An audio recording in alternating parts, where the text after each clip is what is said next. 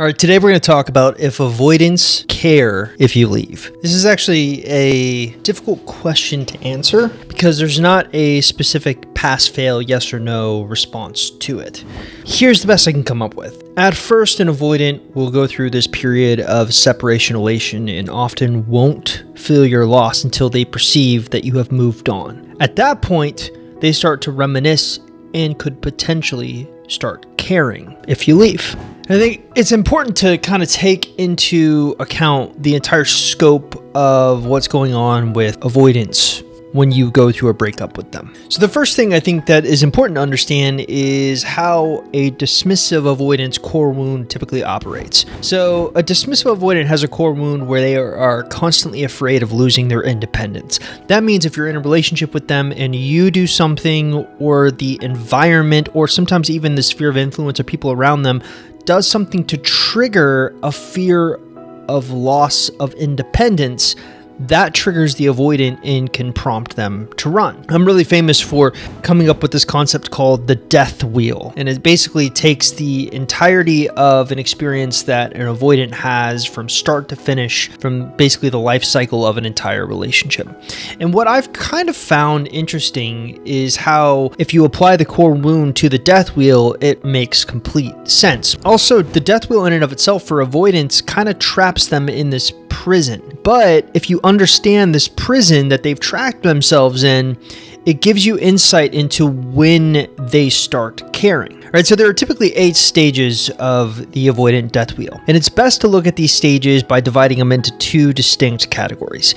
You have the relationship stages, and then you have the breakup stages. And remember, this is looking at the entire life cycle of an avoidance relationships and how they go from relationship to relationship. So with the relationship stages, they start out wanting someone to love them, and then they find you and think that their problems are over.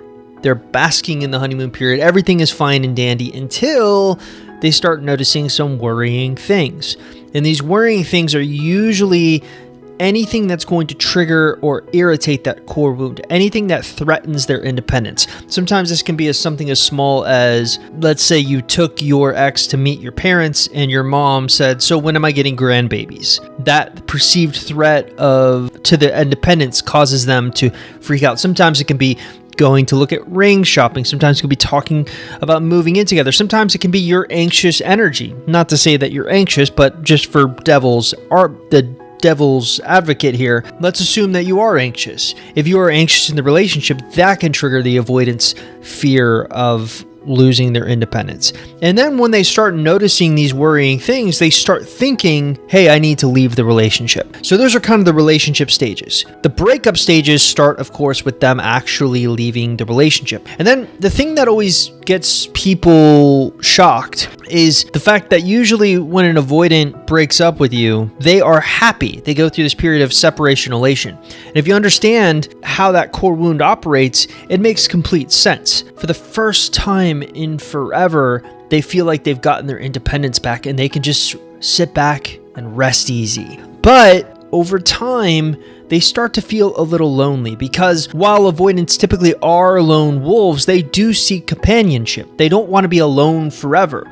And then they start feeling sorry for themselves. They start saying, well, why can't I ever find the right person? Why is this always happening to me? They start blaming other people for the way that they're feeling. And it ultimately leads them right back to the beginning. They want someone to love them. And often they'll either go to a new relationship, go in the rebound, or they'll go back to you and kind of create this on again, off again cycle. I think it's important to pinpoint exactly when the avoidance starts to care about losing you. The first thing that is important to understand with avoidance is this honeymoon period euphoria that they're constantly seeking. It makes complete sense.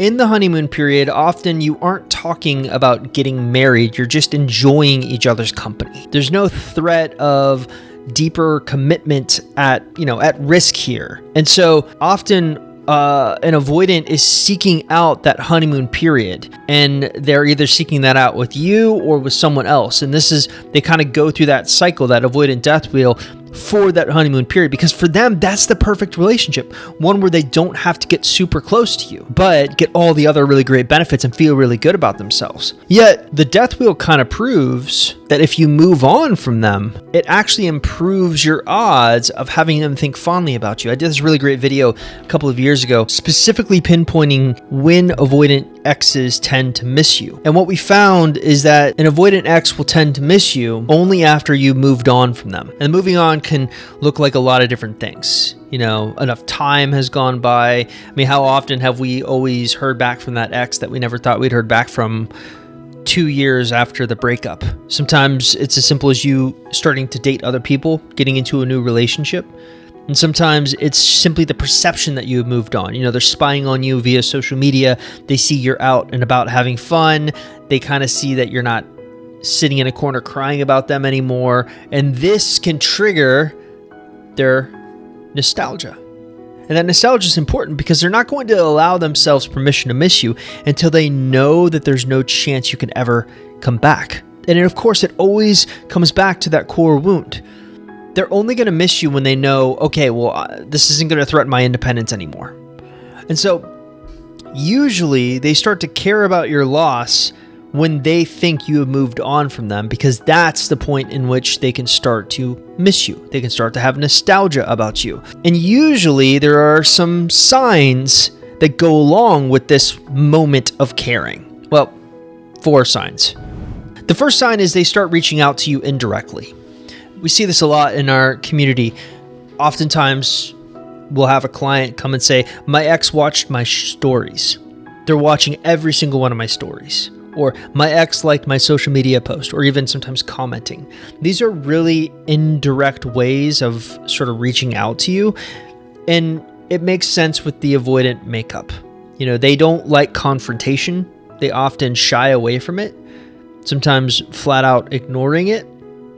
But if they painted you as sort of this phantom ex, this person that got away, or after you look like you've moved on, they might start to kind of be drawn back a little bit. And one of the ways that you can kind of tell that this is happening is if you start noticing a pattern of these indirect reach outs. Sign 2 is they actually reach out to you directly.